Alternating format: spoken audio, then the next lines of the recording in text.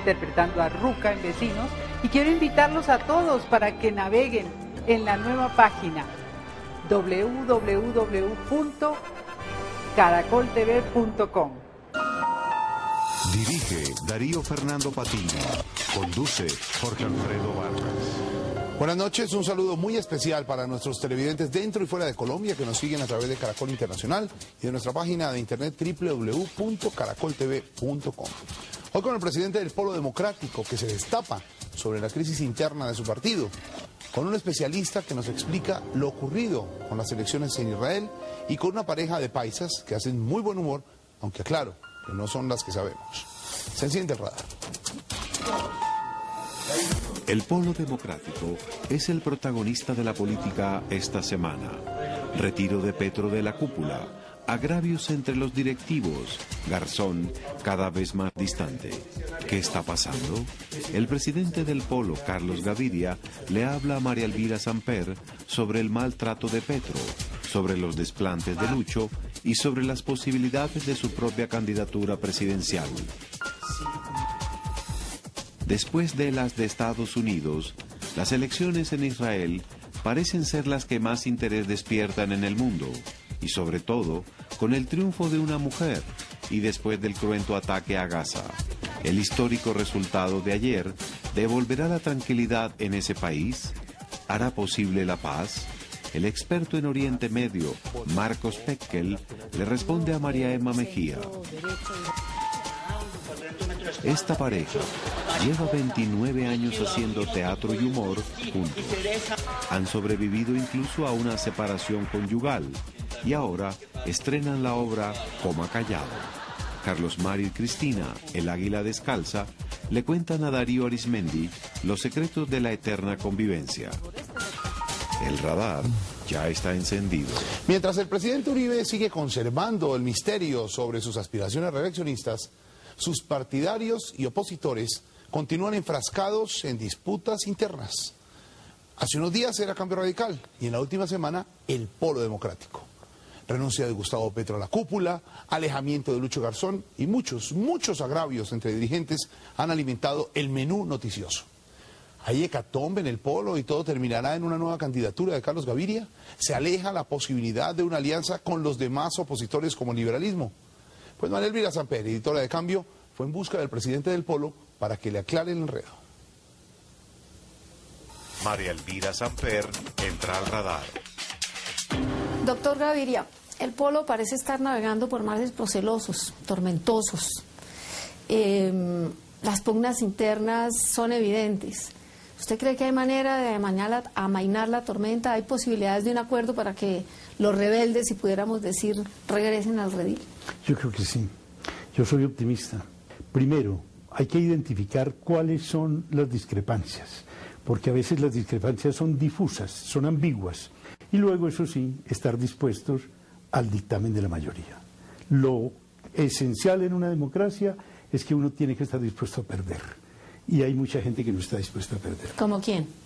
No quiero citar gente porque eso contribuye precisamente a ese mar proceloso de que usted habla, María Elvira. Para nadie es un secreto que hay tres sectores claramente definidos: el moderado de Petro, Lucho, María Emma, el radical del PC, del MOVIR, donde usted pertenece también, y el clientelista, de los hermanos Iván y Samuel Moreno y de Jaime Duzán. Y paradójicamente, ese sector está siendo fiel de la balanza y podría definir las mayorías. En resumen, podría definir la orientación del partido y la candidatura presidencial. Los sectores de los que usted habla, yo pienso que están muy mal dibujados. A mí me ubican dentro de la izquierda radical. Yo jamás he sido marxista. Nunca he sido marxista. Nunca en mi vida he hablado de revolución. He dicho, y lo repito con frecuencia, que yo soy un demócrata radical. Radical significa que uno está comprometido con sus convicciones desde la raíz. Bueno, pero digamos que sí pertenece digamos, al sector más radical dentro del Polo, al menos contemporizador, al menos dispuesto a ceder principios en aras. Exacto, eso sí, es decir, contemporizador, es que usted ha utilizado bien la palabra, y esa palabra tiene un significado peyorativo, No se puede contemporizar con cosas con las que uno no debe constar. Correcto, pero se puede ceder y se pueden hacer concesiones sin traicionar principios. Sin traicionar principios. Y a veces Esa es la esencia. se lo voy a decir con todo respeto, parecen que tienen más vocación de joder que de poder. No, yo pienso una cosa, María Elvira, que incluso la generalización es peligrosa. Sí, toda. Por ejemplo, el tema de las coaliciones implica algo de lo que usted viene hablando. Y es esto, yo no soy enemigo de las coaliciones. Y me atribuyen, es que usted es enemigo de las coaliciones. No, yo he dicho, puede hacerse coaliciones, depende de la coyuntura, y sobre temas muy específicos de carácter programático y nunca burocrático. Si se trata de hacer coaliciones, por ejemplo, contra la reelección, sin comprometer el partido, sin comprometer el ideario, yo estoy ahí. Bueno, volviendo un poco como a las pugnas internas. A uno le resulta un poco paradójico que el sector moderado, el de Lucho y de Petro, que tan pocas simpatías parece tener en el seno del partido, hacia afuera tiene mucha más responsabilidad, mucha más receptividad, perdón. Suena esas que como el...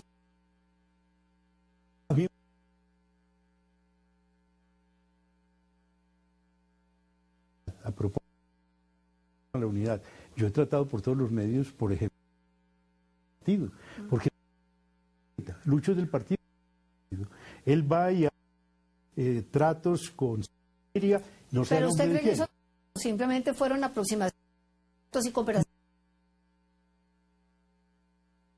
Estuvo tratando una consulta partidaria ¿Y usted en la no estaría que él yo no estoy de acuerdo con el candidato, es el candidato liberal y candidato por ejemplo, como Sergio yo pienso Fajardo? que el partido debe ir con su candidato y el Partido Liberal con el suyo.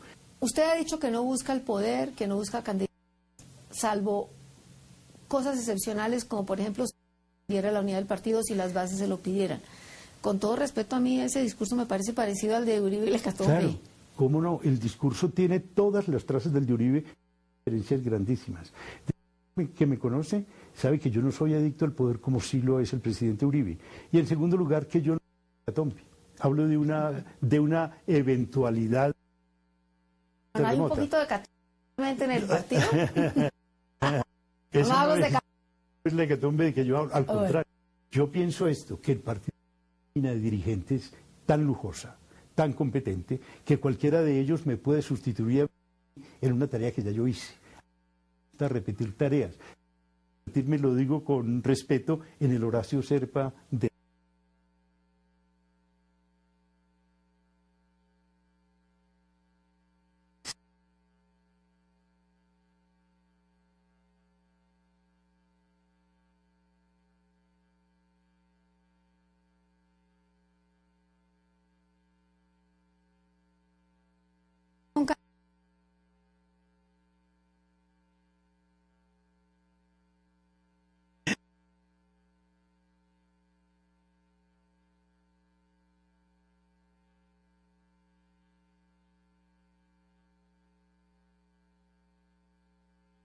que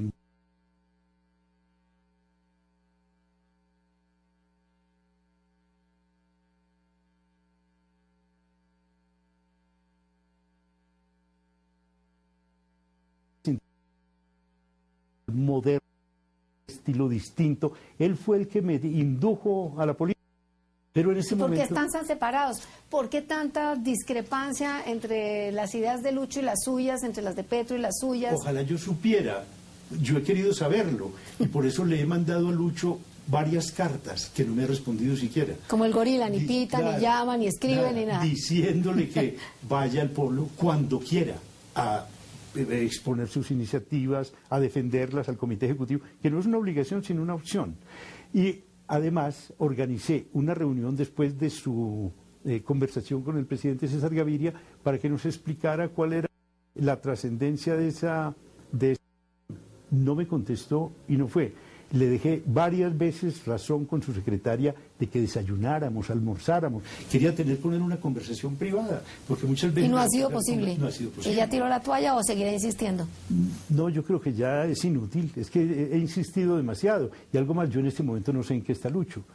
¿Pertenece al partido? ¿No pertenece al partido? A veces opina por fuera del partido y cuando opina lo hace en contra del partido. ¿cierto? Y Gustavo Petro es una persona brillante, quien no reconoce a Gustavo su valor civil, los debates que ha hecho, pero me parece que en este momento Gustavo parece tener su propio proyecto. Se ha quejado de parcialidad de parte suya, ha hecho su memorial de agravios cuando renunció al comité. ¿Usted cree que eso es cierto, María, que es una jugada un poco y que más bien es un gesto simbólico porque le queda muy poquito tiempo en el comité y se van a renovar? Así lo interpreto yo. Mira, una cosa tan injusta como esta, que yo conformé el partido y me estoy aprovechando de él aspiraciones políticas presidencial. Doblemente falso. Primero, tengo esa aspiración, pero no he nombrado un solo funcionario del Polo. ¿Se siente maltratado, Petro? Me siento maltratado, sí, porque a mí me parece que la lucha tiene que tener límites. Los límites son la consideración por el pueblo. Estamos muchas veces recibiendo agravios de los mismos compañeros que los agravios que nos proveen el uribismo. Uno como espectador. Cambiando de terno, ¿qué opina de los recientes pronunciamientos el bloque? No, a mí me parece absolutamente. En primer lugar, es muy grave que el presidente McCarthy a personas que lo que están es de buena voluntad, cumpliendo una tarea extraordinaria por la paz. Del Polo, de llegar, por ejemplo, un mensaje a las FARC, seguir en la guerra. Lo que está haciendo es alimentar aún más el discurso del presidente, alimentar más la derechización y la polarización del país. ¿Le parece uno tan ¿cómo abandonar la política? Pero qué bueno que lo diga usted, y precisamente ¿por qué yo? Porque usted es una persona independiente, y me gusta mucho que personas como usted lo digan, y con eso le respondo la pregunta. Me parece mejor que sean esas personas las que envíen el mensaje y no el Polo, porque el presidente Uribe inmediatamente diría, claro, como son las FARC, ellos se entienden muy fácil. Doctor Gaviria, ¿sí o no a la candidatura presidencial? No estoy buscando candidatura presidencial y le agrego, pero no la rechaza. Le agrego algo más. Ojalá no sea el caso de asumir una responsabilidad de esa naturaleza. Ya la asumí y pienso que cumplí. Elvira, muy amable. El doctor Gaviria confía en que en el próximo Congreso del Polo se ventilen y se resuelvan las diferencias en un ambiente democrático y respetuoso. Vamos a ver cómo se desarrollan las cosas. Aprovechamos para celebrar la recuperación de nuestra querida María Elvira Samper. Y donde también está muy agitada la política es en Israel, un país al que el mundo siempre mira con interés. Por primera vez en 40 años una mujer gana las elecciones, pero no está claro que pueda gobernar. Tampoco se sabe si su triunfo pueda ayudar en la paz en Medio Oriente.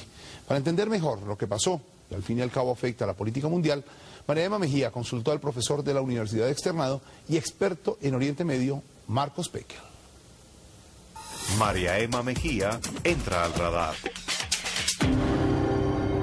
¿Qué podemos concluir de una victoria del actual canciller tan precaria? Solamente tuvo un voto, dijéramos, o un escaño más en el Congreso. En esta victoria, los moderados contra, dijéramos, los halcones, si se quiere decir así, los representantes de Benjamín Netanyahu, profesor. Creo que lo primero que tenemos que concluir es el gran fracaso del sistema electoral de Israel, que una vez más con un umbral muy bajito, una tremenda fragmentación política, da origen que el partido que más votos sacó a duras penas llegó al 22% de los votos del electorado, y ahora empezamos con el ejercicio de crear una coalición de gobierno. Israel estará sin gobierno por algunas semanas hasta que finalmente se logre crear una coalición en un marco de negociación que va a ser muy complejo y muy difícil. ¿Cómo es ese sistema que usted tanto cuestiona en Israel? Sí, el sistema electoral es un sistema parlamentario. La gente no vota por una persona, la gente vota por un partido. El Parlamento de Israel tiene 120 miembros. Para formar un gobierno se requiere el apoyo de 61 escaños, 61 miembros del Parlamento. Para tener una idea, el partido del Libni, que fue el que más votos sacó entre 28 y 27 escaños, tiene que formar una coalición que logre llegar a los 61. ¿Estuvo determinado por la guerra y la paz este resultado electoral donde la derecha sale más fortalecido a pesar del triunfo de los moderados? Yo creo que no, María Emma. Yo creo que las encuestas antes de la operación de Gaza y posterior a la operación no variaron mucho. Profesor, ¿por qué es tan importante en las elecciones en Israel? ¿Por qué Israel determina como tanto la suerte del mundo? Yo no creo que Israel determine la suerte del mundo, pero la gente cree que Israel determina la suerte del mundo. El tema de Israel fascina a los medios de comunicación, fascina a las organizaciones, fascina al mundo, fascina a los grupos a la izquierda, fascina a la derecha, pero entendamos una cosa, el proceso de paz en el Medio Oriente no depende solo de Israel, depende también de los palestinos cuyo sector político está muchísimo más fragmentado, pero el tema de Israel siempre fascinó porque es el Estado judío, fascinó porque es en el Medio Oriente y seguirá fascinando. ¿Y cómo ven el nuevo gobierno de Estados Unidos, uno con el presidente Obama, con Hillary Clinton como secretaria de Estado, qué le hubiera convenido más a los Estados Unidos? ¿Qué resultado? ¿Netanyahu o un gobierno de Livni más moderado? Yo creo que el gobierno de Estados Unidos no está haciendo ese cálculo. Pienso que el presidente Obama, Hillary Clinton ya anunciaron que buscar la paz en el Medio Oriente, nombraron un mediador muy importante, George Mitchell. Por lo tanto, el gobierno de Estados Unidos está interesado en que el gobierno de Israel entre en el juego de la paz. Pero también tiene que entrar el otro lado, como decíamos antes, los palestinos también. ¿Pero quién es más propicio para hacer la paz? ¿Un Netanyahu de derechas o una primera ministro de centro? Yo pienso que depende de las circunstancias. En Israel el acuerdo de paz más exitoso que logró Israel, que fue con Egipto en el año 79, fue firmado por un gobierno de extrema derecha en cabeza de Menachem Begin en aquel momento, que dio la posibilidad de una paz real y no tenía la oposición para firmar. En todo caso, pienso que entre Livni y Netanyahu la clave la tiene Obama. Y bueno, ¿y usted quién cree? Fuera de esa clave, si usted le tocara predecir cuál va a ser el voto de confianza que le dé el presidente Shimon Peres a quien crea que va a formar gobierno, ¿a quién cree que se le dará? Tiene que escoger entre Livni, que fue la que más votos sacó, darle la opción a Livni de tratar de formar un gobierno. Livni le va a quedar muy difícil montar un gobierno que no sea un gobierno de unidad nacional, que incluya a Netanyahu, lo cual implicaría una rotación en el cargo de primer ministro cada año, cada 2 años. Ya se han dado casos en Israel. Y un gobierno de unidad nacional puede ser un gobierno de parálisis nacional. ¿Ve la posibilidad del fin de este conflicto, tal vez con esta decisión política de los israelitas ayer? Yo estoy convencido que la paz se puede lograr con base en 2 estados, un estado judío al lado del estado palestino, pero veo que el camino hacia la paz es muy largo. Pienso que las acciones en Israel ni ayudaron ni no ayudaron. En términos generales, hay muchos factores más allá de lo que el gobierno de Israel piense sobre el tema de lograr la paz en la región. Pues muchas gracias por acompañarnos en el radar y bueno, quedamos con esa incertidumbre de ver qué pasa en estas próximas semanas en la búsqueda de formar gobierno en esa nación. Muchas gracias, profesor Pekel, por acompañarnos hoy. Es un placer haber compartido con usted y con toda la audiencia de este programa. Cómo es de difícil la convivencia entre los políticos. Por eso vamos a balancear con un muy bonito ejemplo de paz y de tolerancia. Una conocida pareja de actores fundó hace 29 años el grupo Águila Descalza, que ha llevado por todas partes el humor costumbrista paisa. Ellos fueron esposos, dejaron de serlo, pero siguen siendo socios y aliados a prueba de todo. A propósito de su reciente estreno, Coma Callado, Darío, paisano de ambos, habló con ellos sobre esa particular relación, sobre su trabajo y por supuesto sobre el humor. Darío Arismendi entra al radar.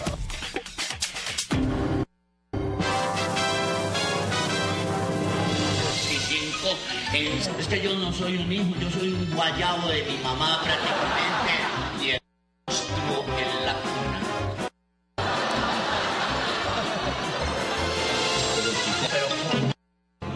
29 años, teatro y vida de pareja.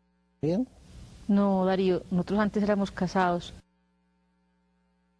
Pero él la mira como haciendo el noche. No, pero todavía. Sí, sí, y todavía vibra. ¿Le coge la mano?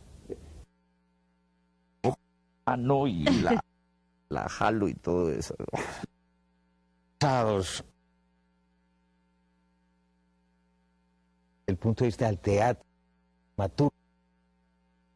público como donde se está presentando la obra? Es posible únicamente con mucho amor. Realmente la relación de Carlos Mario y mía se transformó después de ser una relación de pareja y continúa siendo una relación de mucho afecto, de mucha camaradería. A llegar a decir la verdad. Uno no va a llegar a una empresa a preguntar, a llenar una hoja de vida, a preguntarle a la señorita. Muy bruto y muy incumplido. Carlos Mario, ¿usted con quién vive? Con Mónica. ¿Y quién es Mónica? Mónica es Tato. Vivo con Mónica Jiménez. Y claro que ella vive en su casa y yo vivo en la mía. Y fuera de eso vivo con 3 perras y árboles de mango, 25.000 libros, unos discos y mis pinturas. ¿Y Cristina con quién vive? Bueno, yo vivo con un de teatro, con Rodrigo Sal y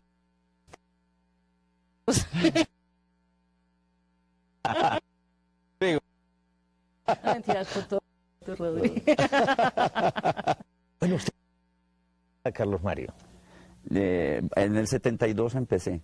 Uno siempre dice que desde que estaba niño, y claro, eso se forma desde niño, pero en el 72 empecé en el Colegio de San José en Medellín con Carlos Yepes. Y me fui a España a estudiar medicina en la Universidad de Valladolid en el año 1973 y regresé a la semana. ¿Una semana nomás? Sí, en España estudié medicina una semana.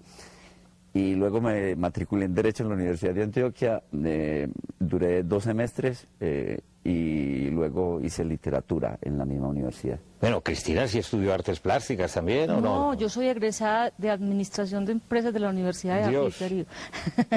Yo cumplí con ese requisito social, familiar. Ahora agradezco porque también... Entregó el diploma, mejor dicho, a los papás. Aquí pero está. ahora lo tengo yo colgado también porque también ejerzo, digamos, como administradora. No, maldita sea, ya, no nos pongamos histéricos, ¿Cómo Callao no es una obra muy paisa, muy propia de nuestra región? No necesariamente. Aquí hubo una percepción muy especial por parte del público bogotano, que es un público formado, es un público con sentido y realmente la recibió muy, muy bien. Por ejemplo, ¿podrían en este momento actuar como si estuvieran frente al público en la obra de teatro Coma Callao? Sí. Claro, Darío. Adelante. Vamos. Es que uno tiene que comer callado en este país, Darío. Aquí uno no puede toser, uno no puede estornudar, uno tiene que ser esbelto, alto, bello, joven. Lo mejor es tener T5. La mejor edad son los T5, Darío. T5 es una belleza. Yo no sé cómo hice yo para estar 9 meses, Cristina, metida dentro del vientre de mi mamá. Esa mujer como es de bajita, que mi mamá es prácticamente la mitad de sí misma. Con mi mamá no se arma una mamá entera. Y yo que sufro de claustrofobia, yo creo que fue yo ahí donde cogí la claustrofobia dentro del vientre de mi madre. Como es de regañona, me debe estar viendo en este momento. Mi mamá es muy regañona, Darío. No había terminado yo de nacer y ya me estaba regañando diciéndome... ¿Y usted dónde andaba? ¿Por qué? Por la cara de perdido. Yo sí fui muy olvidadiza. Yo para acordarme de que debía nacer me tuvieron que hacer un nudo en el cordón umbilical. Corrección, ese es el ombligo. No, a mí me lo hicieron adentro. Es que uno no nace, a uno lo nacen, a uno lo hacen nacer a las malas. Yo estaba muy contento dentro del vientre de mi madre. Yo no quería nacer porque yo amo a mi mamá, aunque después me mamé de mi mamá, pero yo amo a mi mamá. Yo a mi mamá, por haberme tenido, no le guardo ningún rencor. Es que mi mamá en el hospital, en vez de darle las congratulaciones, le decían: mi más sentido pésame, doña Lucía. Es que no parecía que hubiera nacido, sino que lo hubieran matado. ¿Así nace de feo? Su mamá no tuvo un hijo, sino un tumor maligno. Es que tener mamá, eso es un verdadero embarazo, tener una mamá como la suya que fue capaz de tenerlo a usted. Es que mi mamá no me tuvo a mí, yo la tuve a ella. Inclusive a mí mucho tiempo, Darío, me dio por pensar que yo me había parido a mí mismo. Y como no tenía experiencia en partos, quedó así. O que me había parido mi papá, o que yo había nacido en una chancleta, que yo era un barro, un acné, una espinilla, un eczema, un edema, porque ese cuentadito de la cigüeña no se lo traga a nadie. Yo hubiera preferido que me trajera al mundo una cigüeña, me parece más higiénico. Y es que tenaz, eso de ser feo es una cosa muy horrible. ¿Pero Carlos Mario se considera feo? No, yo feo, Es decir, lo que se dice feo. Feo, feo, feo, feo. Siempre tengo que ejemplificar la feura de la gente con la mía misma. Cuando uno es feo, uno no sabe qué hacer con uno, si tirarse a la jura, venderse quiliado, endosarse, pasar desapercibido. Y lo malo es la maldad. No, eso es lo bueno, Cristina, la maldad. El niño gordo y feo en el colegio se la monta. Por eso yo insisto, Darío, que aquí en este país debíamos acabar, ya que estamos refundando la patria, debíamos acabar con eso, que ya no hubiera feos ni bonitos y ya. Y entonces, ¿cómo se hace, cierto? Eso es educación desde la casa. A mí en mi casa me decían que yo era lindo. Yo en mi casa era tan lindo el niño, salía a la calle que hijo de pucha tan feo. Yo no entendía. Yo era hermoso, Darío. Yo era una tenía que haber sido hace mucho tiempo. Darío, yo era una belleza, hasta que el espejo me demostró lo contrario. Hasta que me di cuenta que era feo, caquis, fotis. Claro que uno se consuela pensando, pues estoy aliviado también. Feo pero sabroso, Cristina. No, es que la salud es el consuelo de los feos. Sí, porque uno feo y enfermo. Y pobre. Ah, no, ahí sí, eso es lo más terrible. Porque uno feo y rico, maldita sea. Feo y rico. Pero no hay rico feo. No hay rico feo. No lo hay. Búsquelo. La riqueza embellece la feura. Ve, Asprilla es bonito o feo. Asprilla es lindo. Usted, Darío, ¿te cree que si Faustino Asprilla fuera feo, lo hubieran sacado en la portada de la revista Soho? Es que eso es otra cosa. Que solo saca gente bella en la pasta. Un hombre muy potente. Oiga, Colombia ha cambiado mucho. Estados Unidos también. Sí, por consiguiente. Es que si nosotros cambiamos, ellos cambian, porque ellos nos imitan a nosotros. Sueña. Ellos no pueden permitir que nosotros cambiemos y ellos no cambian. Por eso consiguieron un presidente parejo a Asprilla. Vea, le digo una cosa, en Colombia, hoy por hoy, todos los hombres somos bonitos. Lo que pasa es que hay mucho feo que saca la cara por el país. ¿Cuál es el metro que se coge para? ¿Por dónde coge? No, estamos dando vueltas en redondo. Sí, pero... En la Universidad de Primíparo y en la calle del Huevo. En una palabra, para usted, ¿quién es Cristina hoy? No hay palabras para describir a Cristina. Y para Cristina, ¿quién es Carlos Mario? Un gran artista a quien adoro. Aplausos del público. El público está allá también. Bueno, ahí lo tienen, un ejemplo de convivencia y de mutua admiración y respeto. El radar vuelve en unos minutos, regresamos.